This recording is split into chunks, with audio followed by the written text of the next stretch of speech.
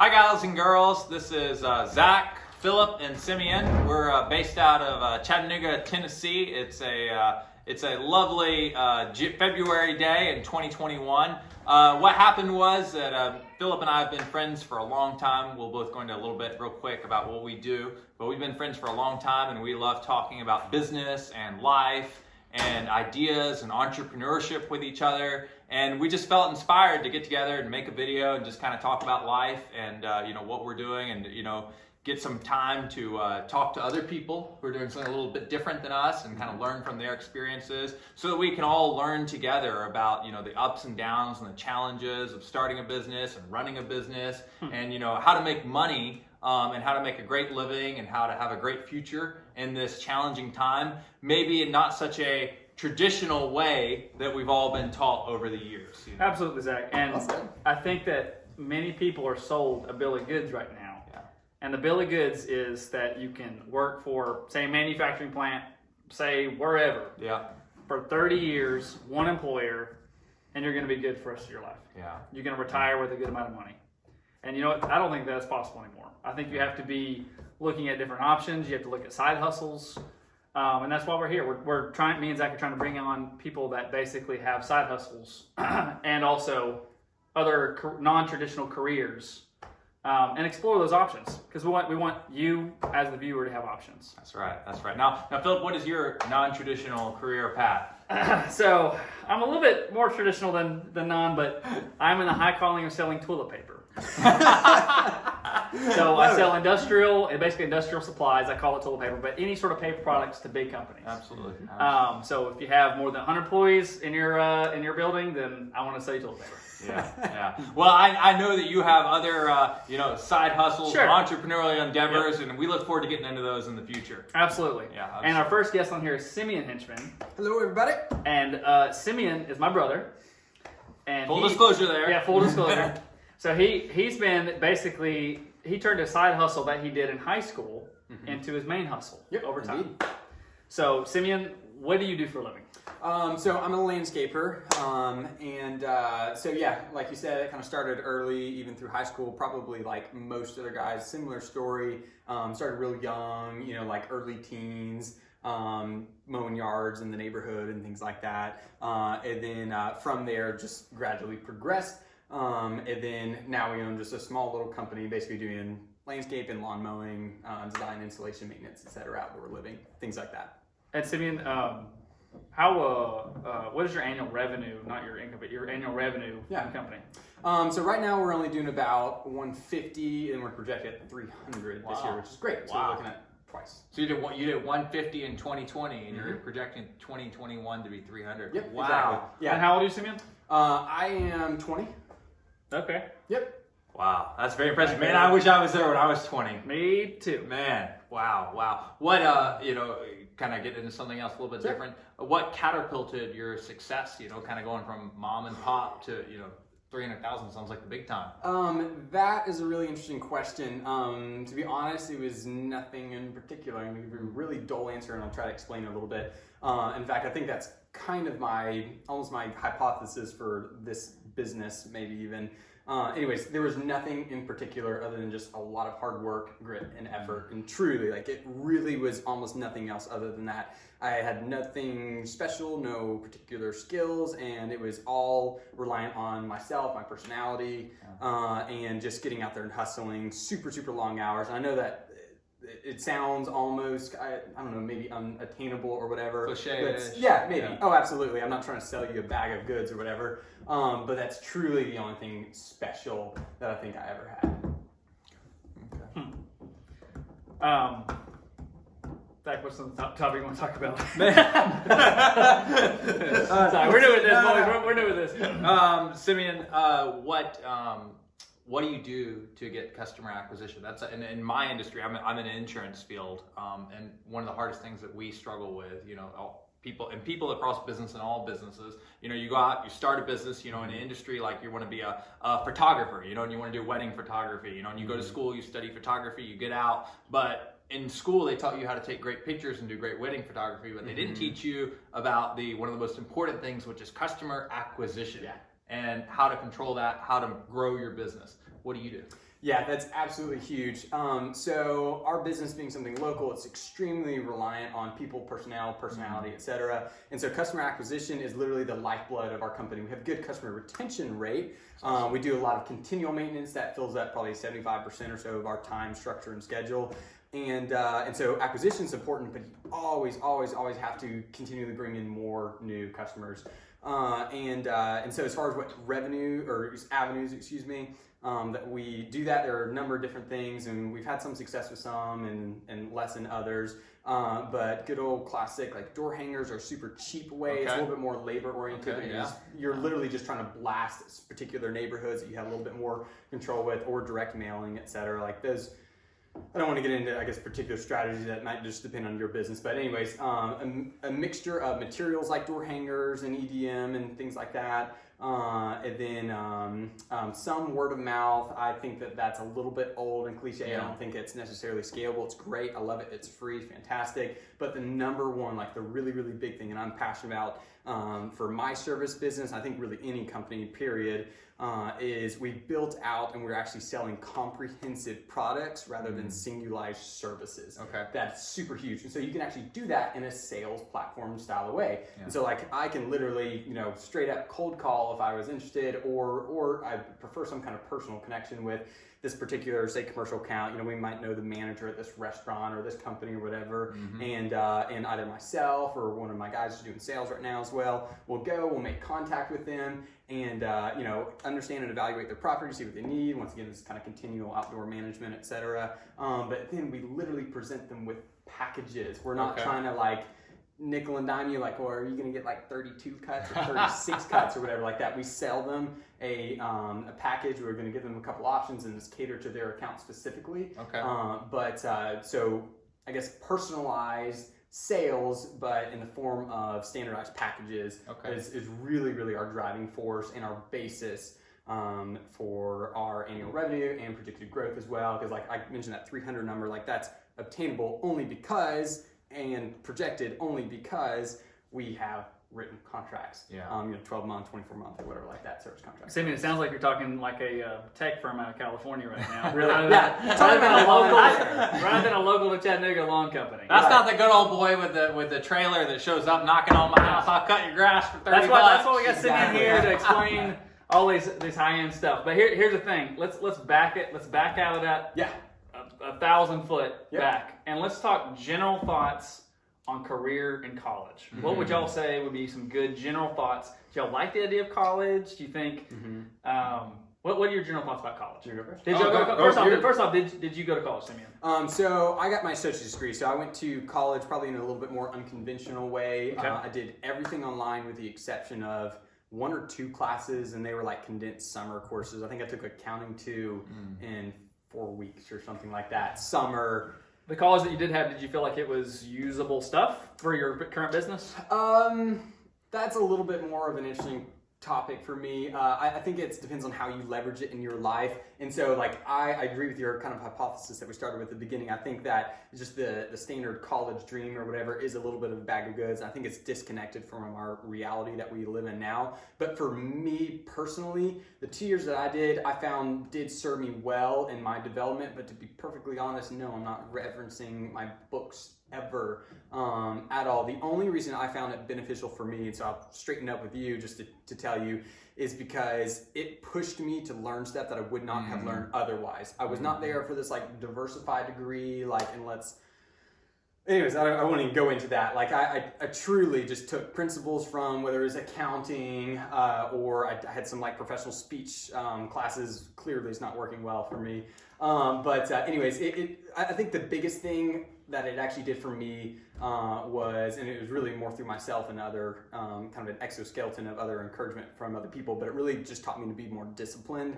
I feel like that was a really big core thing for me anyways, but it held me accountable to things. So no, I did not like get my degree and then all of a sudden I'm like, boom, now I'm starting my life. Like my work, I started my business much before and I was doing it during college. Like it took me 2 years, or it's a little bit less than 2 years to get my degree, but I was doing it part-time, I was doing full-time, I was working full-time, and doing school online up in the wee hours of the morning. yeah, so that's kind of my experience so far with it so far. Zach, did you do college? And You know, that's an interesting story. So growing up, I loved history. I loved reading books, you know, I loved learning. And so I was like, oh, I'm going to go to college. I'm going to study history and I'm going to have a great job, you know, but I didn't really know what. I knew you could do teaching with the history, but I never really wanted to be a teacher. And then, you know, I was like, well, I'll probably just end up, you know, doing research on the American Revolution. You know, it's something I love. And I went to college and I went to a private liberal arts school and I was studying. I was a junior. And I was talking to the head of my department. And this is something that I would encourage anyone who's looking at going to college and studying, you know, whether it's communications or biology or social work, you know, go ask your professors, what am I going to do with this degree? And how much money am I going to make? And what is the career, you know, path look like? What would my future look? Because when you're 19 or 20 or 18, you know, trying to make those decisions on courses and on majors, you know, you don't know, you're undeclared, you know, so many people are undeclared. You know, ask and find out those hard questions. Because if I would have asked those hard questions when I was a freshman instead of when I was a junior, my life would have taken a radically different shift. Because when I went and talked to my department head, you know, who had a PhD in American history from Emory, and I was like, oh, I'm going to follow his path. You know, my grades are excellent. You know, I'm going to do exactly this. You know, he kind of told me that the academic world is brutal, and you know, unless you're of a certain political belief in this modern time, you know, and unless you unless you're willing to just suffer for years and years and years and years trying to get to one of those positions at a prestigious university, that you're just going to have a very, very bad outlook as far as, you know, your income, providing for your family, you know, trying to land those jobs is so hard now in academia. And I found out how much he was making. He leveled with me, you know, small private Christian liberal arts school. I said, man, I'm done. And I was done that day. I was like, I'm over it, you know? Wow. And that was it. So part of this channel is trying to keep things pretty transparent. What was the number that he gave you? Oh, it was like 55,000 or something with a PhD. Just under the average U.S. income. Yeah. With an insane amount of hours and work and time away from family. Yeah. And an insane amount of debt too. Yeah. It was and really that's the hard. pinnacle. That's the pinnacle. Yeah, absolutely. And that's what I was looking at. And then I was like, man, I can go into sales and I can make 2 or 3 times that amount. You know, I knew I could. I loved selling. I loved interacting with people. And you know, eventually, you know, I went into insurance. You know, which is something that, you know, people always think of, you know, as a white collar job. But to get involved in insurance, you don't have to go to school for insurance. You know, you have to. There's classes and education that you can do that are outside of the traditional 4-year degree. And that's kind of the route that I've gone. You know, there's all industry certifications you can get that are going to be way more helpful than a 4-year degree in insurance. I know there's a little bit of a rabbit trail, but I think that when you say as a sales guy, I'm also a sales guy, that the average person views a sales guy almost like a used car person. Oh, yeah. Absolutely. People view sales guys as like trying to sell something that's not needed. Okay, how many people need insurance? Everybody. And how many people need toilet paper? Yeah, everybody. Everybody. So especially in March of 2020. It was a good year for it. So part of this channel again is to go into a little more about different jobs and what it involves. Yeah. And especially sales jobs, because I think we can bring some people onto the channel that basically it shows the type of sales that people don't even think about. Yeah, absolutely. That it's an easy job, like for example, an insulation company or someone that works for a roofer in construction. People need things to be built. Things need to be remodeled.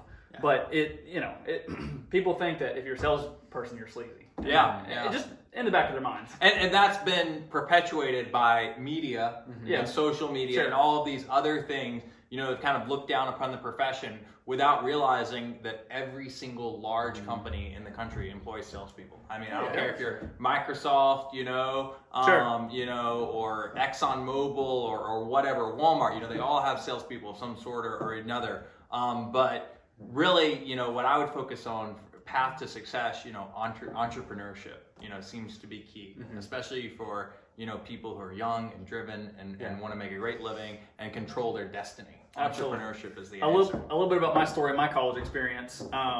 So in high school, I just knew that I did not want to end up with the average debt load of college. That was 100% for sure for me. I just felt like that was like tying something around your ankle. And so I figured out a way, which we can go into in other videos potentially, a way to get college done very cheaply. I worked while I was in college mowing lawns, second Simeon. Didn't grow it as big as Simeon, but I got my entire degree for $15,000. Wow. And also finished it in 3 years. That's amazing. So, and by the way, there's ways to do that, and I was definitely not a brainiac, so don't hear me say that. I was not, seriously. Oh yeah. So I'll just say it real Sorry. quick. There's too much. yeah, too much laughter there. Part of it is using something called CLEP test, where you basically test out of college, and I go into.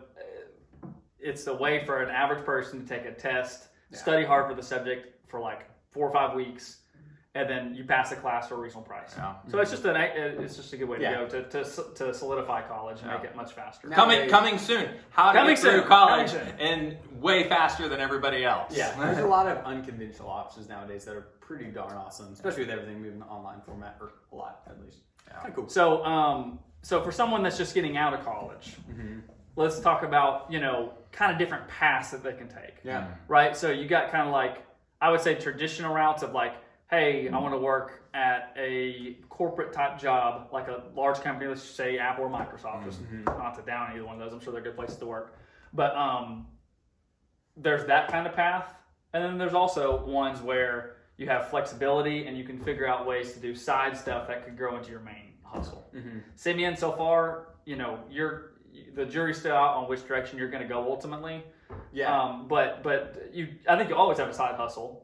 And tell us a little bit about your business specifically, about how you built it. And as you told me before the video, you basically built it to a spot where you really technically do not have to go into work every day. Wow. Yeah. At 20 years old. That's impressive. That's crazy. Very impressive. That sounds really clickbaity, but it's true. Yeah, it's absolutely true. So, do you want me to talk about like how that's structured more, or just? Just walk us.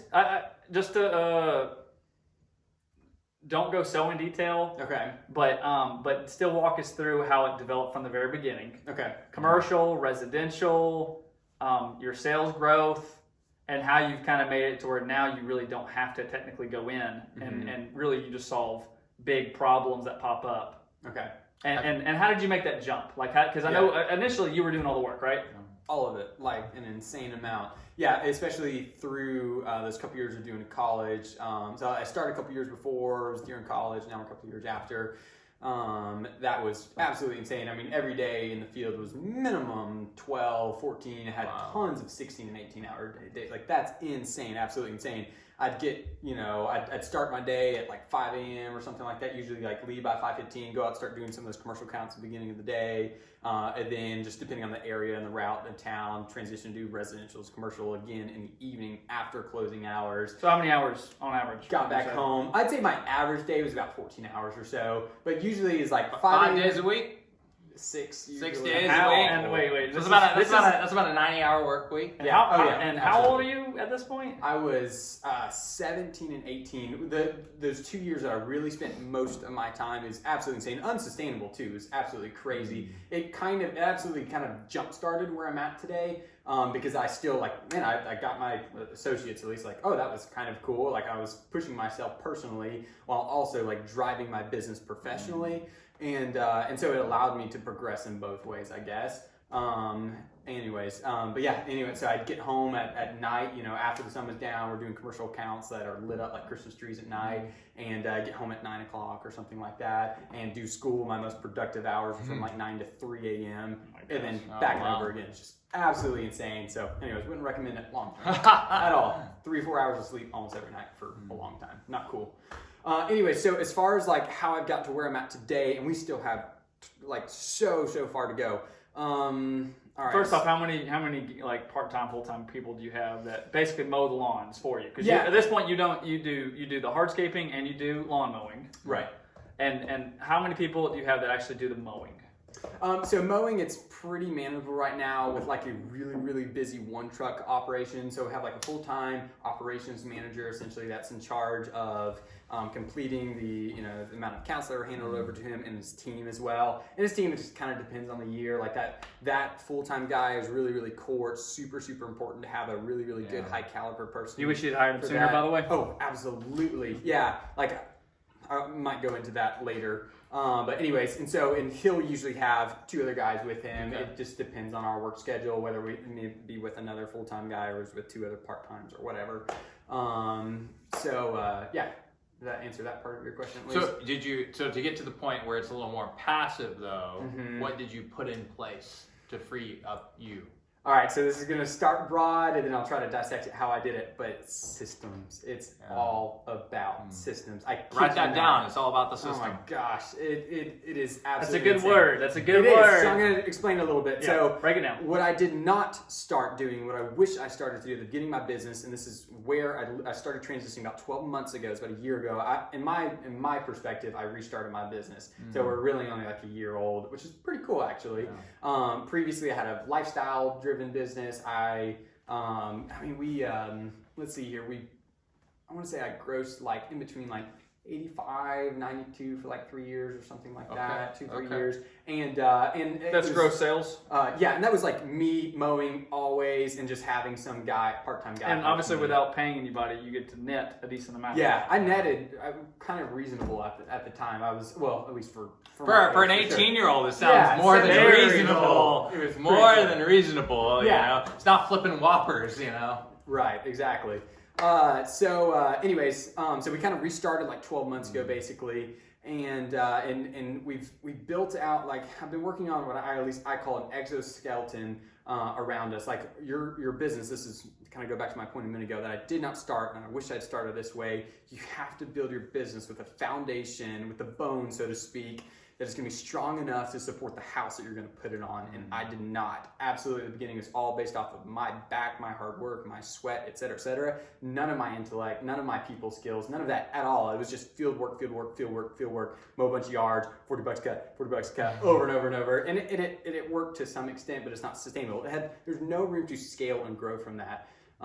So I started with, 10, 11 accounts in the neighborhood kind of thing, and then just slowly word of mouth or flyers or whatever, we started getting a little bit of momentum, and I was managing, phone calls and sales estimates and field ops, and then going back and invoicing and getting behind in all of it and kind of slipping in all of it. And I finally realized that like my greatest attributes or whatever is not necessarily mowing the grass or whatever. Like I need to become a business owner, and so in doing that I had to build a foundation strong enough so that my business can be built on top of it and I can remove myself and it's going to survive. I built it strong enough. And So I mean, you keep talking about these basically magical systems. Okay, I believe in those systems. Yep. Tell me what those systems are, not necessarily breaking down each one, Right. but just tell me like, what is it? What do you mean by system when you say accounting? What is your accounting system that allows you to just keep it in one box and it kind of semi-runs itself? Exactly. Assuming that's what you're meaning by system. Yeah, exactly. Something that runs itself. Mhm. Maybe a customer relation software that basically handles customer relation versus you just getting a tons of text messages, emails, Exactly. phone calls, voicemails, and you're just constantly can't remember how to respond to each one. Right. That's how many business owners operate at first, just out of it's all here. Necessity. It's all here. Exactly. It's all here. And so what if you remove yourself? and it So all so falls tell me apart? like maybe 3 or 4 different systems that you Yeah. have. Don't break down each one, but just tell me what 3 or 4 of them are. Yeah, you bet. So accounting is really, really huge. You got to know where your money is going and what do you everything use? Like that. So what do you use for that? QuickBooks. Okay, we got it. Absolutely amazing. It's mostly automated. You still have to go in and slug your transaction and all that jazz. But it's really, really easy to manage that kind of stuff. So know your numbers and take care of that well. QuickBooks is an amazing thing to help you understand, do reports about your business. Couldn't recommend it more. I'd say the more practical things in the day-to-day is you got to have some kind of funnel for your customers and field management software. Those are 2 of the biggest things. Funnel for your customers and field management software. Yeah, so it's going to come, like your business needs to have a front and a back end naturally. And so the front end is going to be like receiving customer requests. Maybe it's through an online portal or booking features. Hey, slow down and talk to me like a 2-year-old, bro. You're losing me. Sorry. Help me out, bro. You're so smart. Just to break it down for me because I don't understand. Yeah, so let's say you're a customer and you wanted to do our services. First off, you have to know about us, so you have to be in the proper channels. But anyway, so once you want to contact us, what does that look like? Do you have to like see my phone number or like get referred by a neighbor or whatever? Like, is this Simeon? Are you saying marketing for like, is the front end marketing? Sure. Like, yeah, they need to know about you. But once you actually receive that request, dude, like my business is all about quantity, and so like if we do a couple hundred services a week or something like that, and we have like 1,000 services every month to reconcile, that's a ton, and you can't at some point your mind just can't fit it all. Yeah. So like I have a really nice it's a comprehensive software, Okay. but it keeps track of all those new customer inquiries, and they'll like request estimates, and then I can So turn new them customers in. and also existing customer requests. Yeah, Like new, exactly. Okay. You turn them into quotes or estimates or invoices or jobs or whatever. That's really big. Also, a lot of my business is reoccurring, so you need really strong, powerful system Scheduling. software. Yeah, that'll reoccurring schedule that you know how to work and you can place around. So that helps your front end work so much, because like if somebody tries to call you or they want to request an estimate, whatever, you have to be available. You have to be there for them. And so if you're trying to be over here managing all your field services and your accounting and stuff, and you're spending too much time on all that, you just can't keep up with it. And then so there's that portion of it, but then like there's like a brokerage transaction that goes from receiving that to completing it. And then so it used to be me and the middleman both receiving and completing, but like, all right, so how do I build up an exoskeleton for my field management so that my guys know the clarity of what to do? And so part of it was simplifying services. You know, we're not going to try to be the one person that's going to do everything. Oh, your gutter's broken, I can fix that. Or like, oh, you have a anthill, like I'll do that too. Like we have clear services. Selling comprehensive products are really big. So your default answer is no.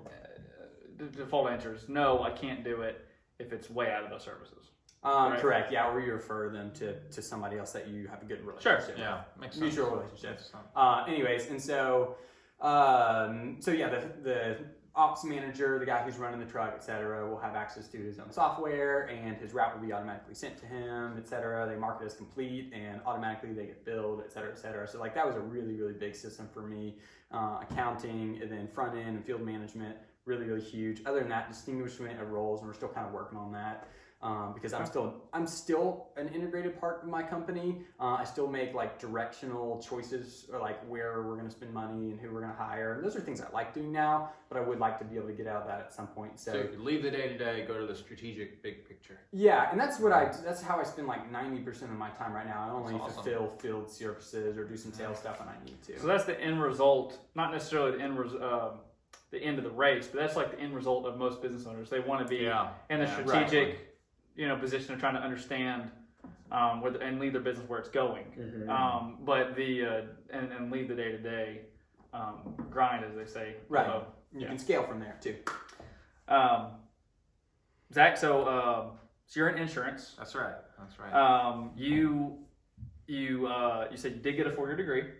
You know, when I said I walked out. Oh, today, I didn't know out. that. Okay, I walked you were done. out. I was So not done. only that career path, No, you just I'm said, done. I It's don't done. even I need said it. it's gonna be a hobby. It's gonna be a I hobby. don't even need it. Yeah, and And- that was about 9 years ago.